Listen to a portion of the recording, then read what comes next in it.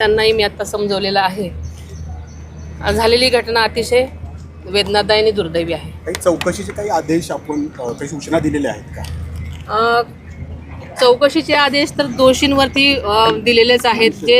ज्यांच्या कुणामुळाच्या हलगर्जीपणामुळे ही घटना घडलेली आहे त्यांना नक्कीच कुठल्याही म्हणजे पद्धतीनं शासन पाठीशी घालणार नाही.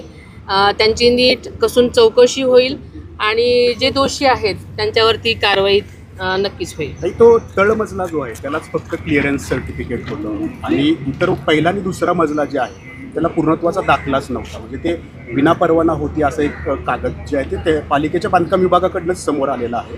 तर विनापरवाना ती सगळी इमारत होती आणि तिथं हे सगळं चालू होतं. पालिकेचंही दुर्लक्ष झाल्यासारखं दिसतं. आता ह्या घटनेनंतर अनेक गोष्टी समोर होत आहेत.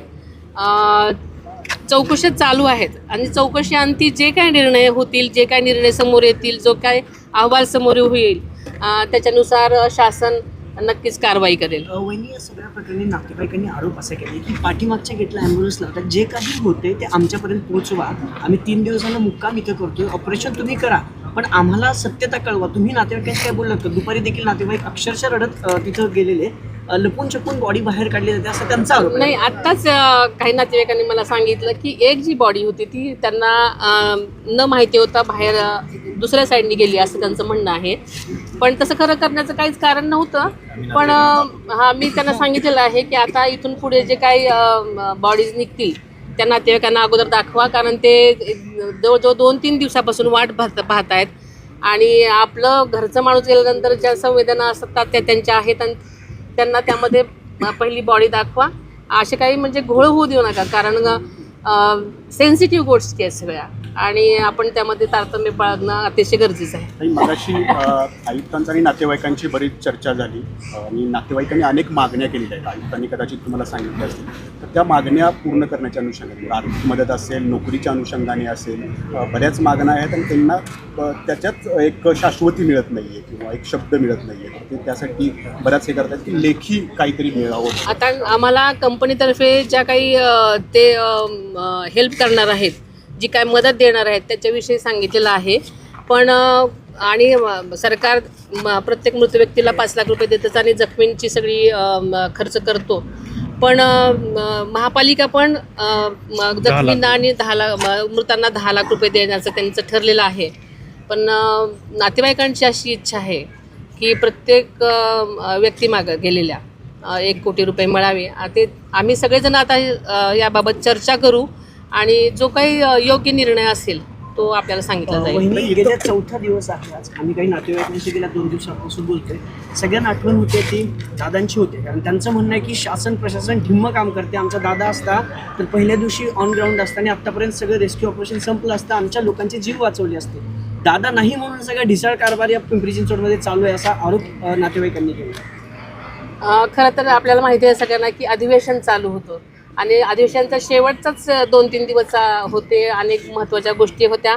मी ज्या दिवशी घटना घडली त्या पहाटेपासून संबंध प्रशासनाशी आणि यंत्रणेशी मुंबईच्या सुद्धा मी कनेक्टेड आहे. त्यांना मी आर्मी पाठवण्याचे सुद्धा मी आदेश दिलेले होते. NDRF, SDRF, अग्निशमन दल आणि महापालिकेची जी काही यंत्रणा आहे ती तात्काळ म्हणजे लगेच काम करण्यासाठी मी पाठवण्याचे आदेश दिलेले होते आणि त्या प्रकारे काम चाललं आहे असा फीडबॅक मला मिळत होता. बऱ्याच वेळेला मी व्हिडिओ कॉल करून सुद्धा इथली माहिती घेतलेली आहे. सातत्याने मी ह्या सगळ्यांच्या संपर्कात होते, माहिती घेत होते. फक्त प्रत्यक्ष फील्डवर आले नव्हते. दादांची कमी वाटणं साहजिकच आहे, कारण ते दादाच होते. पण दादा जरी नसले तरी माझंही तेवढंच लक्ष इथे होतं. सतत मीडियासमोर न आल्यामुळं कदाचित तुम्हाला माहिती नसेल, पण मी कंटिन्युअस ह्या सगळ्या प्रक्रियेच्या फॉलोअपमध्ये होते, विचारत होते. मध्येच नातेवाईकांचं म्हणणं आहे की यंत्रणा कमी होती, पण पावसामुळे आणि तपास कार्यामध्ये अनेक गोष्टींची हे असल्यामुळे थोडीशी अडचण निर्माण होत होती. त्याच्यामुळे विलंब लागत होता. त्याच्याशिवाय असं काही फारसं घटना घडलेलं नाहीत. पण आता त्यांची भावनात्मक अटॅचमेंट असल्यामुळे प्रत्येक गोष्ट लवकर व्हावी ही प्रत्येकाची इच्छा असते, त्याच्यामुळे कदाचित त्यांना तसं वाटत असेल. आणि मागं वगैरे तुम्ही बघितलं असेल म्हणजे तो कचरा वाटतच नाही, इतकं डोंगर झालेला आहे. कचऱ्याची विल्हेवाट लावण्यामध्ये पालिका कुठे कमी पडते असं वाटतंय का, जेणेकरून त्यामुळंच ती घटना घडलेली आहे. इतका कचरा लागेपर्यंत नेमकं पालिका करते काय? म्हणजे अनेक वर्षापासून स्वतः आयुक्तांनी पण सांगितलं की 40 वर्षापासून हा कचरा येत आहे. 40 वर्ष फक्त बघ्याचीच भूमिका घेण्यात आली. मागच्या काही वर्षामध्ये आदरणीय दादांनी सुद्धा या बाबतीमध्ये अनेक गोष्टी करण्याचे आदेश दिलेले होते, पण त्याच्यानंतर मला अजून ह्याची काही अजून चौकशी पूर्ण केलेली नाही. मला त्याची अजून माहिती घेणं गरजेचं आहे आणि याच्यानंतर मग मी तुम्हाला या बाबतीमध्ये उत्तर देऊ शकते. विल्हेवाट लावण्यासाठी कोट्यवधीचे टेंडर काढले जातात, मग पैसा जातो कुठे? कचरा वर्षानुवर्ष आहे तिथेच आहे, मग एवढं टेंडर काढून देखील काम होत नाहीये.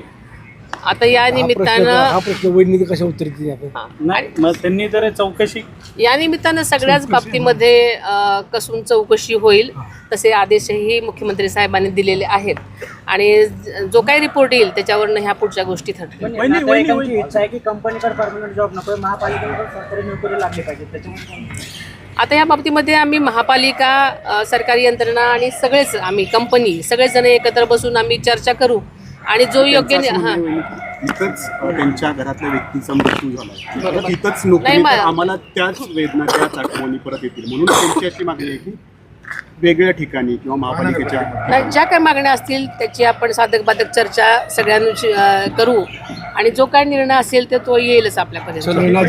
थँक्यू. चल समीर, चला आता. Thank you so much.